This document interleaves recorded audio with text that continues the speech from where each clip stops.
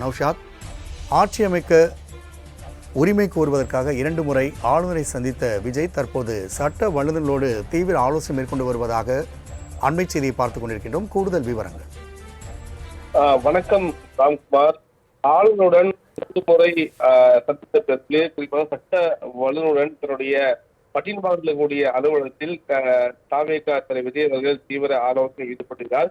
அடுத்த கட்ட நடவடிக்கைகள் குறித்தும் அடுத்த கட்ட என்ன அடுத்த பணிகள் மேற்கொள்ள வேண்டும் உள்ளிட்ட சந்தேகங்களையும் கேட்டு ஆலோசனை மேற்கொள்வதாகவும், மேலும் இக்கூட்ட ஆதரவத்தினா மற்றும் உள்ளிட்டோர் பங்கேற்பதாக தகவல் இருக்கிறது. என்றால் ஆளுநர் கேட்ட கேள்விக்கு பல்வேறு விளக்கங்களை தாவேகா விஜய் தந்திருக்கிறார்.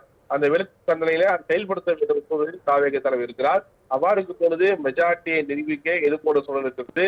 நமக்கு எந்தெந்த கட்சிகள் ஆதரவு தெரிவித்திருக்கிறார்கள் இதுவரைக்கும் உள்ளிட்ட விவரங்களை கேட்டிருப்பதாகவும், அப்படி குறிப்பாக கூட்டணிக்கு வரும் பட்சத்தில் அதை எவ்வாறு சட்டப்பேரவை கூட்டத்தில் கூடும் பொழுது எவ்வாறு நிரூபிக்க வேண்டும் உள்ளிட்ட குறித்தான தகவலை கேட்டிருப்பதாகவும், மேலும் பதவியேற்கும் போது யாரெல்லாம் அழைக்கலாம், நம்ம ஆளுநருக்கு அழைப்பு விடுத்துவிட்டால் யாரை அழைக்கலாம் உள்ளிட்டவை குறித்தும் ஆலோசனை மேற்கொண்டுவதாக கூட தகவலியா இருக்குது. இரண்டால் 118 பெரும்பான்மையை நிரூபிக்கக்கூடிய சூழலில் தாவேகா இருக்கிறது.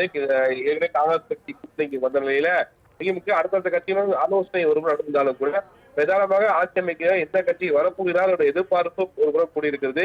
இத்தனையெல்லாம் மேபி குறிப்பாக சொல்ல வேண்டும் என்றால் தாவேகா தலைவரே அங்கு ஆலோசனை மேற்கொள்ளும் போது பல கட்சிகளுடன் தொடர்பு பேசுவார் என்ற எதிர்பார்ப்பும் நீடித்த நிலையில இந்த ஆலோசனை என்பது மிக முக்கியத்துவம் வாய்ந்ததாக பார்க்கப்படுகிறது. ராம்குமார். நௌஷாத், 2வது முறையாக ஆளுநரை விஜய் சந்தித்துள்ளார். இந்நிலையில் மக்கள் மாளிகையின் அடுத்த கட்ட நடவடிக்கை என்னவாக இருக்கும்? மீண்டும் 118 பேரையும் அவர்கள் கொடுக்க வேண்டும் என்ற ஒரு உத்தரவும் பிறப்பிக்கப்படுமா? ஏற்கனவே தேர்தல் வெளியீடு வந்த பொண்ணே அன்னைக்கு இரவே அவர் கடிதம் கொடுத்திருந்தார்கள் லார்ஜஸ்ட் பார்ட்டி என்ற அடிப்படையில். ஆனால் அதுக்கான முன்விவரங்கள் இடம்பெறாததனால்தான் ஆளுநர் முழுமையான விவரங்களை கேட்டிருந்தார். போர் சட்டமன்ற உறுப்பினருடைய கடிதத்தை வாங்கிக் கொண்டு அவர் நேற்றைய மதியம் குறிப்பாக அப்போது கூட்டணி கட்சி காங்கிரஸையும் உறுதி செய்த பிறகு அந்த கடிதத்தை வைத்துக் கொண்டு நேரடியாக ஆளுநரை சந்தித்தார்.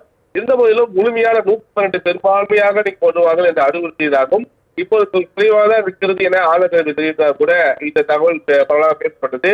இருந்த போதிலும் குறிப்பாக ஒரு கட்சி சார்பாக பெரும்பான்மை பிடிக்க வேண்டும் என கோரிக்கை கூறினால் அதை ஆளுநர் செய்ய வேண்டும். பெரும்பான்மை என்பது சட்டப்பிரிவாளர் தான் நிரூபிக்கக்கூடிய சூழல் இருப்பதால் குறிப்பாக சொல்லிவிட்டால் எங்களுக்கு இந்த ஆட்சி அமைப்பதற்கு அனைத்து வழியும் செய்ய வேண்டும் என்ற அடிப்படையில் தான் இந்த ஆலோசனை நடைபெற்றிருக்கிறது. ஒருபுறம் தமிழக வெற்றி கழகம் உச்ச நீதிமன்றத்தில் இது தொடர்பாக வழக்கும் தொடுக்கப்படும் என்ற தகவல்கள்லாம் வெளியாகியிருந்தது.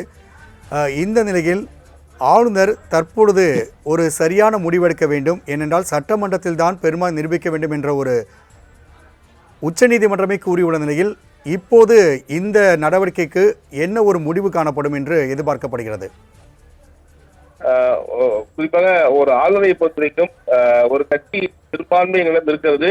நீங்கள் ஆட்சி அமைக்க உரிமையை கோர பட்சத்துல அவங்களுக்கு அமைச்சரவை என்பதே நிதர்சனமாக இருக்கிறது. அதை சட்டம் சொல்லுகிறது. ஆனா ஆளுநருக்கு வானலாவிய அதிகாரம் இருக்கிறது. இந்த போதிலும் கூட ஆளுநர் சில நேரங்களில் சுத்தப்படுத்துவது அரசியல் காரணங்களுக்காக செய்கிறாரா என்ற கேள்வி எழுகிறது. அதனாலதான் குறிப்பாக கடந்த காலங்களில் தமிழகத்தை பொறுத்தவரைக்குமே திராவிட கட்சியை பொறுத்தவரைக்கும் அண்ணா ஏற்கனவே ஆட்டுக்கு ஆளுநர் தேவை என்ற கருத்தை தான் தொடர்ந்து திராவிட கட்சியிலும் அந்த கருத்தை பதிவு. அதைதான் இந்த கண்டன நேற்றிலிருந்தே ஆளுநருக்கு இதனால கட்டணங்கள் என்பது பல்வேறு கட்சிகள் தெரிவித்தனர். காங்கிரஸ் கட்சியிலிருந்து இன்று கம்யூனிஸ்ட் கட்சிகள் குறிப்பாக சில இயக்கங்கள் மேற்பதிகள் போன்ற இயக்கங்களும் அவருக்கு ஆளுநருக்கு எதிரான ஒரு கருத்தையும் ஒரு குறிப்பாக கடிதம் எழுதுவது பார்க்க முடிகிறது. இந்த நிலையை பொறுத்தவரைக்கும் அதை நிச்சயமாக செயல்படுத்தி ஆக வேண்டும். என்றால் ஏற்கனவே கடந்த கால உச்சநீதிமன்ற தீர்ப்பு அதை தான் தெரிவிக்கிறது. கட்சிகள் பெரும்பான்மை ஆட்சி அமைக்க வர வேண்டும் என்பது விதாத்தமான ஒன்றுதான். ஆனால் அவர் நிரூபிக்கக்கூடிய இடம் சட்டப்பேரவையாக இருக்கிறது. அதுக்கு முன்பாகவே இத்தனை கேள்வி கேட்க வேண்டிய சூழலை ஆளுநர் சரியாக கையாள வேண்டும் என்ற அறிவித்தல் இருக்கிறது. இந்த போது ஆதரவு எவ்வாறு செய்கிறார் என்று குறிப்பாக இது அரசியல் திணிப்பின் காரணமாக செய்கிறாரா ஒரு கேள்வியும் எழுகிறது. ராம்குமார். நௌஷாத், தகவலுக்கு நன்றி. பட்டினம்பாக்கம் அலுவலகத்தில் ஆதவ் அர்ஜுனா மற்றும் ஆனந்த் உள்ளிட்டோரோடு தமிழக வெற்றி கழக விஜய் தீவிர ஆலோசனை மேற்கொண்டு வருகிறார். கூடுதல் விவரங்களை செய்தியாளர் நந்தினி வழங்க கேட்கலாம். நந்தினி, 2 முறை ஆளுநரை சந்தித்து ஆட்சி அமைக்க உரிமை கோரியுள்ள நிலையில் தமிழக வெற்றி கழகம் தற்பொழுது சட்ட வல்லுநர்களை சந்தித்து தீவிர ஆலோசனை மேற்கொண்டு வருவதை நாம் பார்க்க முடிகிறது. கூடுதல் விவரங்கள். சட்ட வல்லுநர்களுடன் விஜய் தீவிர ஆலோசனை மேற்கொண்டு வருகிறார். சென்னை பட்டினப்பாக்கத்தில் இருக்கக்கூடிய இல்லத்தில் இந்த ஆலோசனை கூட்டமானது நடைபெற்று வருகிறது. குறிப்பாக இந்த ஆலோசனை கூட்டத்தில் தமிழக வெற்றி கழகத்தின் முக்கிய நிர்வாகிகளான ஆதவ் அர்ஜுனா, புசி ஆனந்த், செங்கோட்டையன் உள்ளிட்டோரும் உடன் இருப்பதாக தகவல் என்பது வெளியாகியிருக்கிறது. அந்த வகையில் தான் பார்த்தோம் என்றால் தமிழக வெற்றி கழகம் ஆட்சி அமைக்க ஆளுநர் அனுமதி அளித்திருப்பதாக தகவல் என்பது வெளியாகிறது. இருந்த போதிலும் இது தொடர்பான அதிகாரப்பூர்வ அறிவிப்பு என்பது மக்கள் பவன் தரப்பில் தற்போது வரை வெளியாகவில்லை. இருந்த போதிலும் அடுத்த ஓரிரு நாட்களில் தமிழகத்தின் புதிய முதலமைச்சராக விஜய் பதவியேற்பார் என்ற அந்த தகவலும் தற்போது வெளியாகியிருக்கிறது. இந்த நிலையில் பார்த்தோம் என்றால் சட்ட வல்லுநர்களுடன் விஜய் தற்போது தீவிர ஆலோசனை மேற்கொண்டு வருகிறார். ஆட்சி அமைக்க உரிமை கோருதல் தொடர்பாக ஆளுநரை 2 முறை சந்தித்த நிலையில் இந்த ஆலோசனை கூட்டமானது முக்கியத்துவம் வாய்ந்ததாக பார்க்கப்படுகிறது. சட்ட ரீதியாக அடுத்த கட்டமாக மேற்கொள்ள வேண்டிய நடவடிக்கைகள் என்னென்ன என்பது குறித்து தீவிர ஆலோசனை மேற்கொள்ளப்பட்டு வருவதாக தகவல் என்பது வெளியாகி வருகிறது.